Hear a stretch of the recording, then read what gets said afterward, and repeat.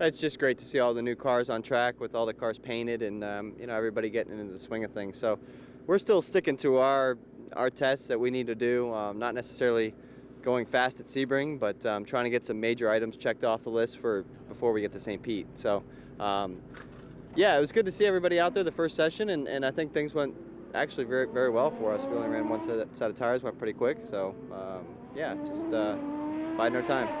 Yeah, that's what's great about Sebring. It really mimics a street course, especially when it's low grip conditions like now.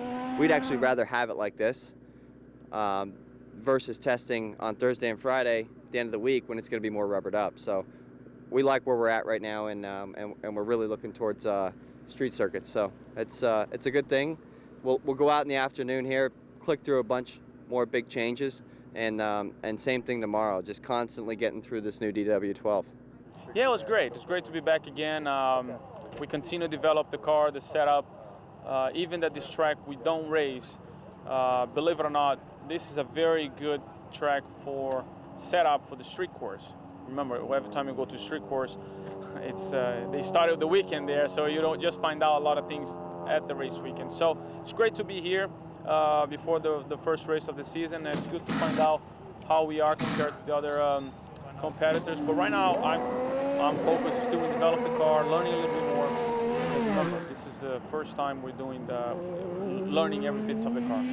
Yeah, it's fun. It's certainly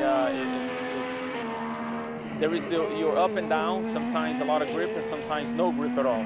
But that's where you need to understand. And the only way to understand it's giving a lot of laps, running, because and then you get familiar when the tires start giving a little bit away and things like that. But in the end of the day, Ilmer and Chevy is doing an incredible job. And again, I'm really happy to be part of that development scenario, you know, talking to the engineers, see if we can have a little bit more and stuff like that. It's been quite an awesome experience. Yeah, it's going pretty well. You know, it is the open test, but it's different in years past because they've split the groups up. So it's still only half the series is here, but it's good. You know, we all get to be. Every car is going to be on track within a couple of days of each other, so we're going to get a little bit of a clearer picture on sort of where everything stacks up. Not that Sebring's the be all and end all, but it's certainly a good starting point heading into St. Pete. Yeah, I mean the car's lively. You know, it's for anybody that thought that moving to a 6-cylinder was going to take the power away. They're wrong. You definitely see these things dancing around, a little bit of a handful, and with the turbos now, how they kick in and when they kick in, that's a whole new cool element, and it's something we can work with the manufacturers and adjust. So it was a good morning for us, and we just got to sort of keep plugging away at it.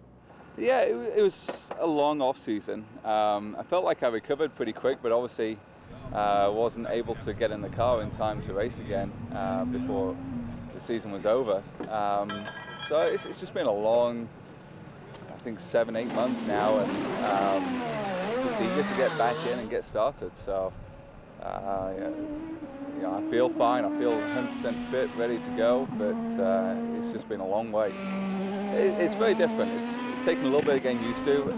It feels like it's got a lot of potential. It's a bit of a handful right now, but it's got a lot of potential. So I think once we've had time to work on it and tune it, and I think it's going to come good. It's going to be fast. I think it's got good downforce.